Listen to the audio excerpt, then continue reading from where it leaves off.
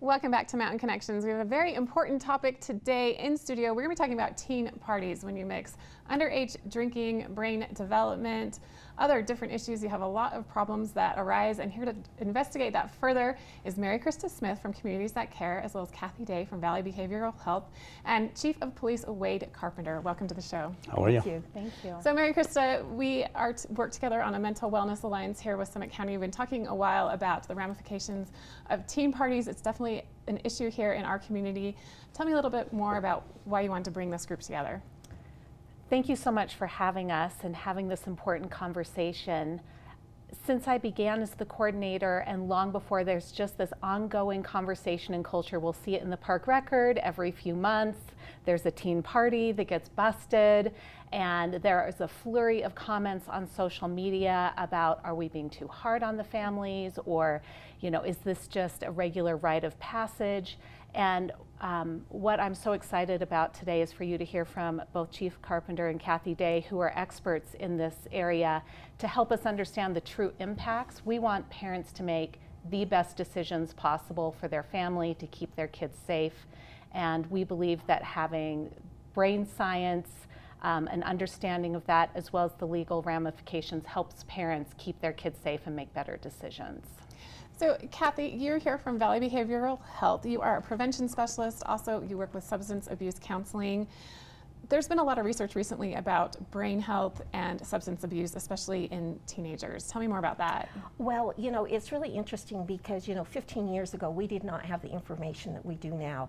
And it's really, I think, so important for us to understand it, that the teen's brain is developing at the same rate as an infant's. It's actually what it's called is brain plasticity, and what it is, it's when all the different wiring in our brain comes together. And when you look at it on a graph, it has peaks and valleys, and the two highest times in the lifetime of brain development is birth and then age 15. And I always make the comment, would you give alcohol to a baby? No one would. But then why is it okay to let, an adolescent drink alcohol and assume that's okay? Because we want to, have our kids be as healthy as possible.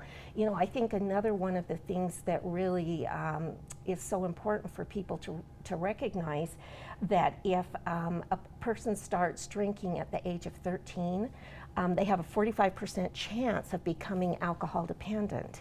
And if they start when they're 17, it goes down to 26%. If they wait until they're 21 to start drinking, it goes down to 7%.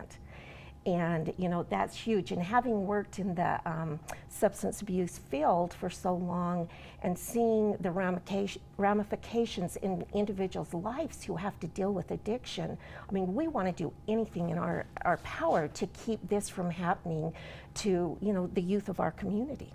Absolutely. And Chief Carpenter, thanks for being here. No problem. There's a lot of legal ramifications. There are.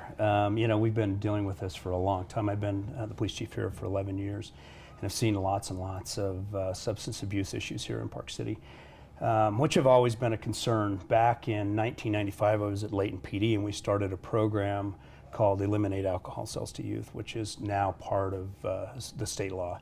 So if an individual actually sells alcohol unknowingly, a clerk, to a minor, there's up to a $1,000 fine. It's a Class B misdemeanor. If someone knowingly provides alcohol to a minor, like a parent, a neighbor, they actually pay somebody to purchase beer for them, it's a $2,500 fine and a Class A misdemeanor and up to a year in jail. So, the ramifications are pretty serious.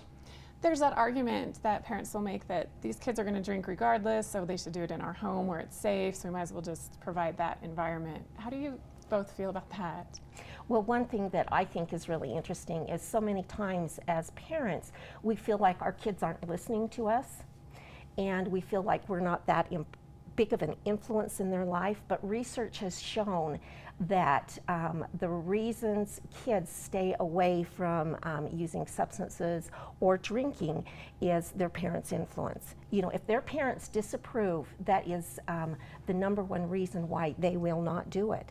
And so even though we feel like they're not listening to us, it's really important for us to give them clear and consistent messages. You know, kids are going to always push the boundaries. You know, if we have the boundary way out here saying, okay, yeah, you're going to drink anyway, you know, we'll just let you do it in our home so then we know you're not driving, you know, they're going to push even further. Whereas we say absolutely not. You know, that boundary is going to hold them a lot tighter than if we do it the other way, like you said. Mm-hmm. Do you feel like, Chief Carpenter, this is more of a problem in Park City, or it's just a problem everywhere? I think it's a problem everywhere. I do think that in Park City it's more permissive. We've seen that time and time again, and we've had a lot of these issues in Park City. It's unfortunate. We obviously try to educate parents so they understand. The problem is, as a child, if they start, as Kathy was saying, if the parents are permissive or allow it to occur, then a lot of times these kids don't know where the boundaries are. And we've seen a lot of cases and a lot of tragedy in this community because of, in part because of that. They don't know where the boundaries are. And so they say, well, you know, what's the difference between alcohol and potentially taking this unknown substance that could potentially take their lives and has taken children's lives in this community? It has. So how do your officers approach a situation if there's a call and it's someone's home and it's their kids and their parents, probably a little bit emotionally charged? Do you see your role as education, as law enforcement? How do you Well, you know, that? unfortunately, the way the laws are written, we have to take a zero tolerance attitude on it because the liability becomes ours, and the responsibility is really the parents. And so we try to educate through that process, and really through prosecution, how those are charged. There's all different types of angles that the judge can look at and make those determinations based on the circumstances, and every circumstance is very different. But if a parent knowingly provides alcohol or provides a party, and we rarely see just alcohol at those parties, when we show up, typically when we're processing the kids at those parties or parents, we find drugs and other things. And Mary Christa, your role with Communities That Care is to help support all the students in Summit County. How do you see this issue affecting the kids? Well, I see the issue affecting the kids similar to what they have shared about boundaries, and they will say, well, my parents are doing it, so what's the big deal? You know, this is just part of what we do in our community. And I also would say there's a tension between the kids whose parents do have those really clear boundaries and those parents who do not.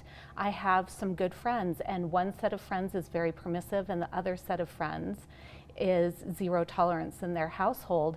And now those kids aren't allowed to play with each other. Like, it has a real effect on those family dynamics. And it's something that's almost taboo to talk about. It's really difficult to talk about within friend groups because people feel so judged by their choices, regardless of which side they're on. And so my hope is that this conversation today opens up that doorway of a conversation, and that we can have a more open and honest conversation about the real brain science implications.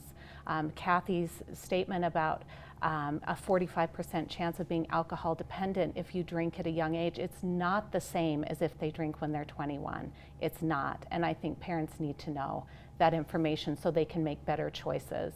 I shared earlier that we used to have advertising for pregnant women to smoke and that it was healthy for them, and we know better now. And as Kathy said, we have better science, better data, and my hope is that parents and kids will understand that data and make choices that will keep them healthy, because the implications of addiction are lifelong. They affect everybody in the family and in the community, and we can do something as parents with clear standards to keep our kids healthy and safe now and into the future.